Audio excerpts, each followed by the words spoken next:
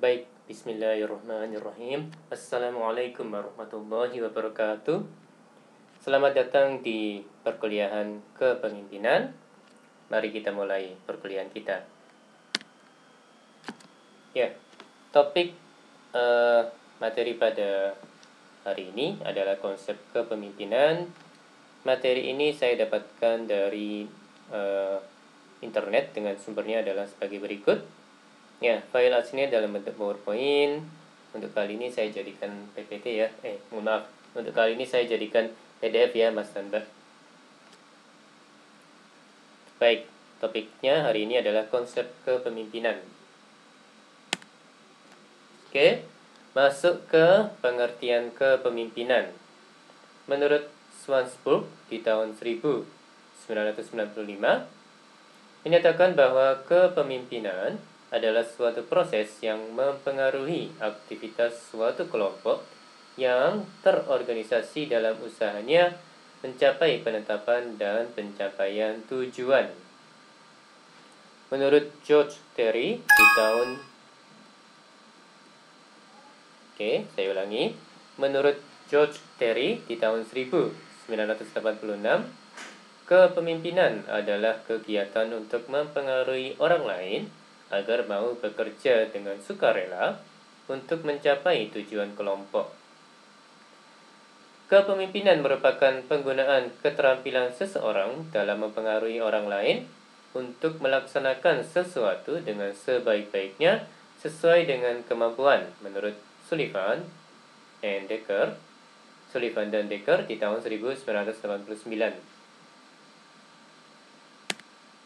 Kesimpulannya, definisi pengertian kepemimpinan di atas, maka kepemimpinan dipandang sebagai suatu proses interaktif yang dinamis yang mencakup 3 dimensi, yaitu dimensi pimpinan, bawahan, dan situasi.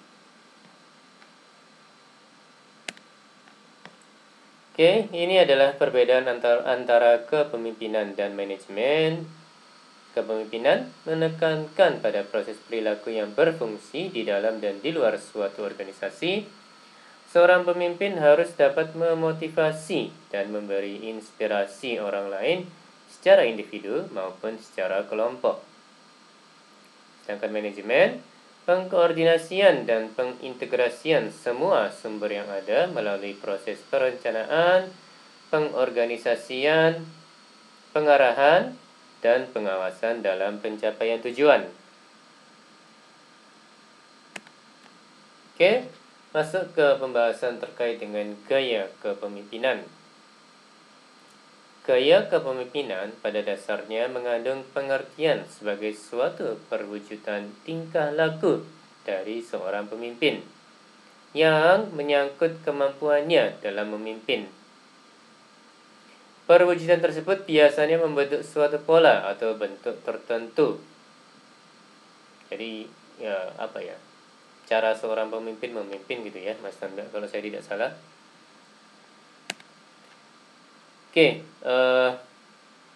Ini saya lompati. Gaya kepemimpinan, kalau di slide ini ada 4. Yang pertama demokrasi, yang kedua otoriter, autokratik, yang ketiga partisipatif, dan yang keempat bebas tindak, laissez-faire.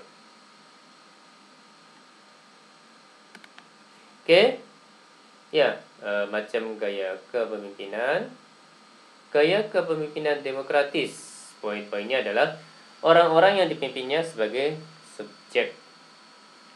Poin berikutnya, usaha untuk memanfaatkan kemampuan setiap orang yang ada dalam organisasi untuk berpartisipasi dalam setiap kegiatan.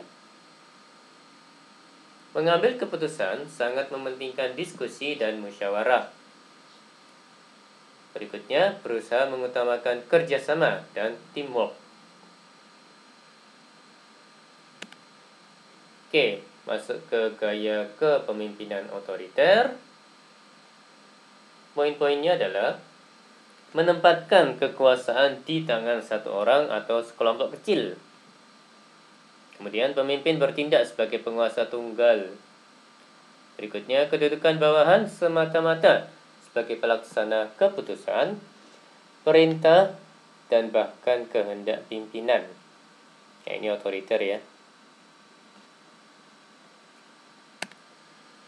Kemudian, gaya kepemimpinan bebas. Poin-poinnya adalah kebalikan dari tipe atau gaya kepemimpinan otoriter, cenderung didominasi oleh perilaku kepemimpinan kompromi, compromiser, dan perilaku kepemimpinan pembelot, disserter. Pemimpin berkedudukan sebagai simbol. Kemudian poin berikutnya, pimpinan melimpahkan wewenang sepenuhnya kepada bawahannya dan keputusan lebih banyak dibuat oleh para bawahan.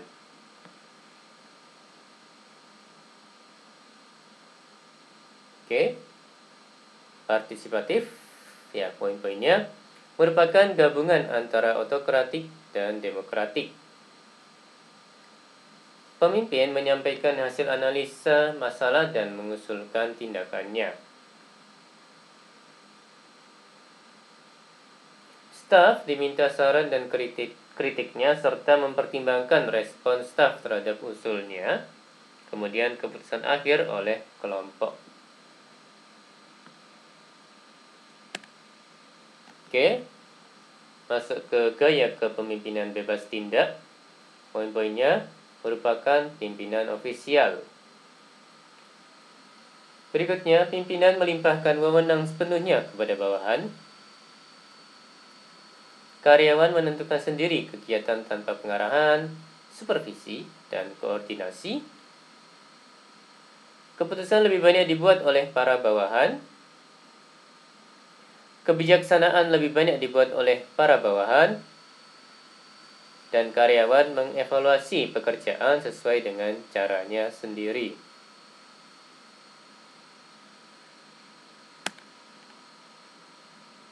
Oke. Poin berikutnya, pimpinan hanya sebagai sumber informasi dan pengendalian minimal.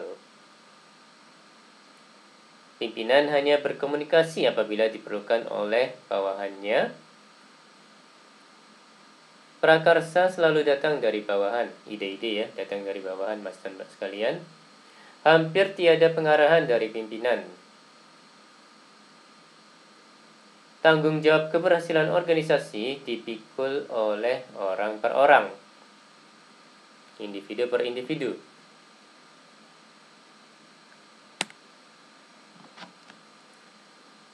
Ya, kesimpulan, Gillies di tahun 1994 menyimpulkan bahwa tidak ada gaya kepemimpinan yang jelek dan tidak ada kepemimpinan yang selalu tepat untuk semua situasi. Jadi begini, Mas dan Mbak ya. Jadi gaya kepemimpinan itu memang bisa jadi dipengaruhi oleh apa itu namanya ya? Dari kepribadian seseorang ya, kepribadian dari pemimpin tersebut gitu. Ya, saya tidak bilang bahwa otokratik itu selalu lebih buruk daripada partisipatif atau demokratif ya, demokratis, Mas dan Mbak. Ya, tergantung situasi. Jadi misalnya seperti ini. Kalau misalnya dalam kondisi perang, nah dalam kondisi perang di mana musuh sudah datang di depan mata gitu ya Mas dan Mbak ya. Gaya apa yang cocok? Gaya kepemimpinan apa yang cocok di situasi seperti itu? Ya tentu saja yang otokratik, dalam arti harus cepat mengambil keputusan ya Mas dan Mbak ya. Kalau misalnya pakai gaya kepemimpinan partisipatif atau demokratis, nanti rapat dulu, bahas dulu, analisis dulu gitu ya. Keburu nanti musuhnya datang Mas dan Mbak. Nanti kan ya bentengnya jatuh kan ya sama aja bohong gitu kan. Jadi ya kalau di situasi seperti itu, maka gaya kepemimpinan otokratik yang cenderung apa namanya ya, walaupun otoriter tapi cepat dalam mengambil keputusan. Ya, apakah menyerang balik ataukah bertahan saja gitu ya. Itu harus cepat diambil. Nah, jadi pada saat kondisi seperti itu gaya kepemimpinan otokratik yang sesuai. Namun di lain kesempatan, jika kondisinya dalam kondisi tidak perang, kondisi damai gitu ya Mas dan Mbak ya, menurut saya lebih pas kalau misalnya menggunakan gaya kepemimpinan partisipatif atau demokratif. Jadi ya apa namanya, pada saat misalnya ya, bagaimana apa itu namanya, tanaman apa yang sebaiknya ditanam di sebuah kerajaan gitu ya. Nah, itu sebaiknya disesuaikan dengan kondisi tanah, kemudian disesuaikan dengan kondisi iklim gitu ya Mas dan Mbak ya. Nah, itu perlu analisis, perlu diskusi gitu ya dengan para ahli. Jadi pada saat kondisi seperti itu ya sebaiknya memakai kayak kepemimpinan yang bukan autokratik atau bukan otoriter. Menurut saya seperti itu Mas dan Mbak. Oke, lanjut. Ya ini, monggo videonya bisa dilihat oleh Mas dan Mbak sekalian. Oke, masuk ke teori munculnya kepemimpinan. Ada teori genetis keturunan. Oke, poin-poinnya. Leaders are born and nor made. Bahwa pemimpin itu dilahirkan, bakat lahir bukannya dibuat. Dalam keadaannya bagaimanapun, seseorang ditempatkan karena ia telah ditakdirkan menjadi pemimpin. Ya ini konsep kerajaan yang dulu-dulu ya, Mas Sandra. Jadi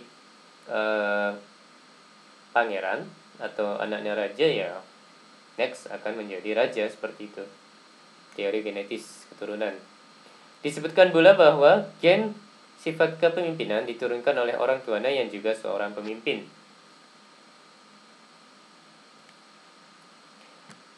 Teori kedua adalah teori sosial. Leaders are made and not born. Pemimpin itu dibuat atau dididik, bukannya lahir secara kodrati. Para penganut teori ini mengetengahkan pendapat yang mengatakan bahwa setiap orang bisa menjadi pemimpin apabila diberikan pendidikan dan pengalaman yang cukup. Oke, teori berikutnya, teori ketiga, teori ekologis. Seseorang hanya akan berhasil menjadi pemimpin yang baik apabila ia telah memiliki bakat kepemimpinan. Bakat tersebut kemudian dikembangkan melalui pendidikan yang teratur dan pengalaman yang memungkinkan untuk dikembangkan lebih lanjut. Nah, jadi ini menurut saya adalah teori yang tengah-tengah gitu ya. Dua teori sebelumnya adalah teori yang di kedua ujung atau kedua kutub gitu ya. Nah, ini yang tengah-tengahnya, teori ekologis. Oke, ini sifat dasar kepemimpinan, ada motivation, ada empathy, self-esteem, ada decision making, ada commitment, dan ada interpersonal awareness.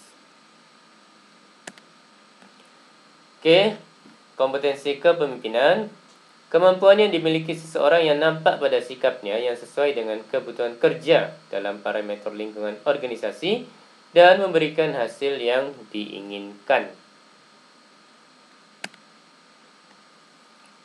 Cousins dan Posner di tahun 1995 ya menyebutkan ada 5 praktek mendasar pemimpin yang memiliki kualitas kepemimpinan unggul, yaitu yang pertama, pemimpin yang menantang proses, yang kedua, memberikan inspirasi wawasan bersama, yang ketiga, memungkinkan orang lain dapat bertindak dan berpartisipasi, yang keempat, mampu menjadi penunjuk jalan, dan yang kelima, memotivasi bawahan.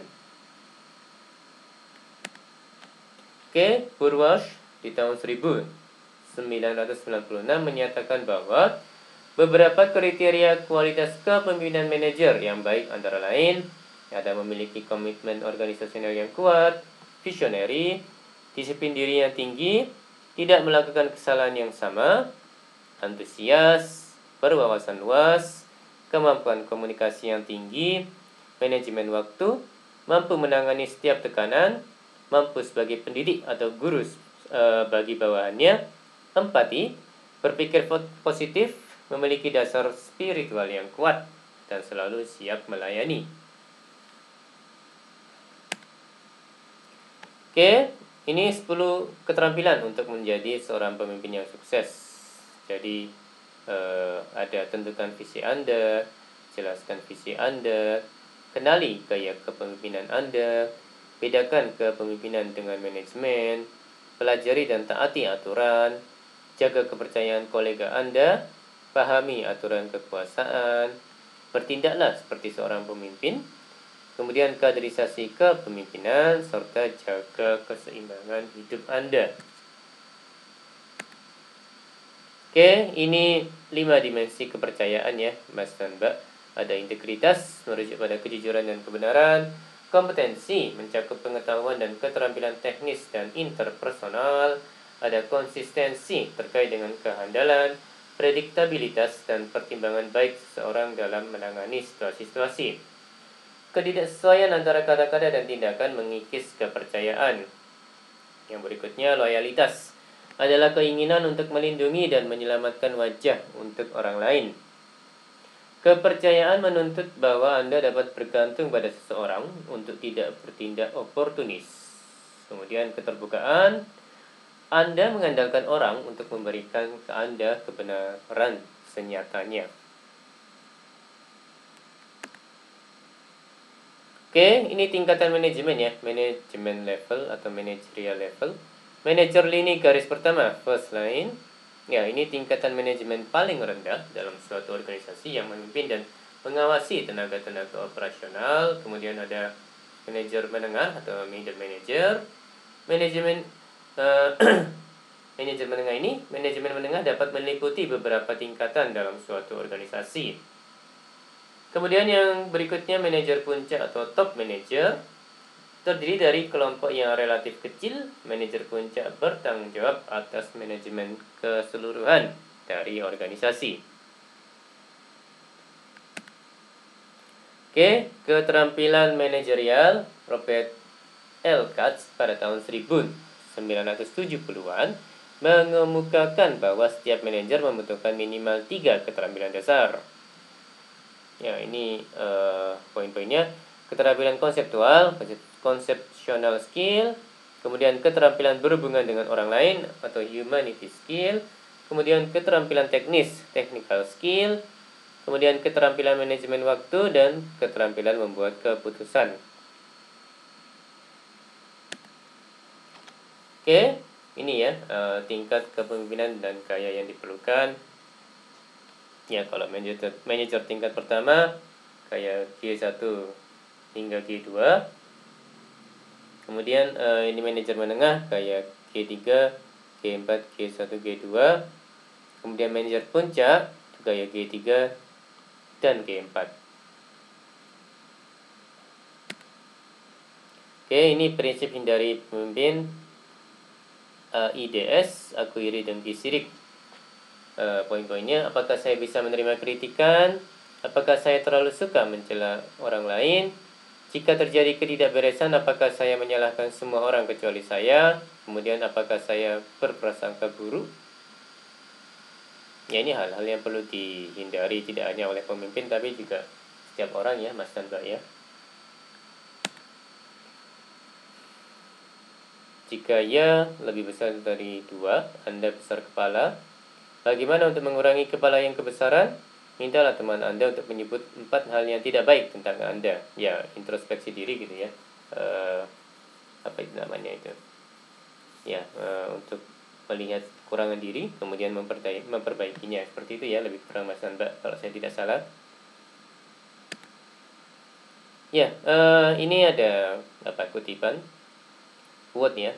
Where there is no leadership, the nation falls, but in an abundance of counselors, there is safety. Jadi lebih kurang artinya saat dimana tidak ada kepemimpinan maka negara akan runtuh, jatuh. Namun di kondisi dimana konselor itu melimpah gitu ya, maka akan ada keamanan gitu nggih. Konselor itu mungkin itu ya orang-orang yang memberikan advice, nasihat gitu nggih, kalau saya tidak salah.